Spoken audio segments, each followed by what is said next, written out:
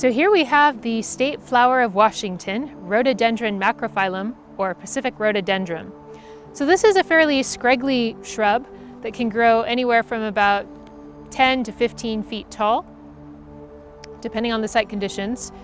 It ranges from British Columbia down into the Sierra Nevadas of California, from about sea level to 4,500 feet in elevation.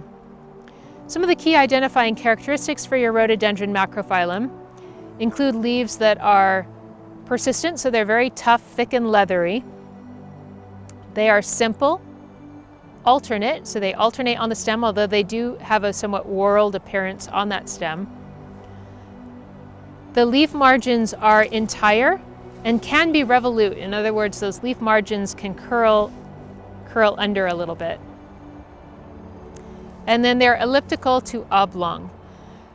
Comparing these leaves to something like your Arbutus menziesii or Pacific madrone, these are often a little bit more elliptical, come to a sharper point at both the apex and the base than your Arbutus menziesii.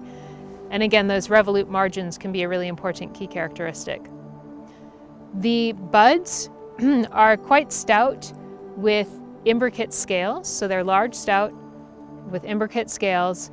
And the flowers are very showy, anywhere from pink to sort of a rosy purple in color. And usually each flower is about 2 inches in diameter, born in this very showy inflorescence that makes it a popular ornamental. If you are planting this as an ornamental, just be mindful that it is poisonous to sheep. Rhododendron macrophyllum, or Pacific rhododendron, prefers moist, well-drained sites in sun or shade. Typically, the flowers will be a little bit more showy in the openings versus deep in the forest canopy. The stems are fairly stout.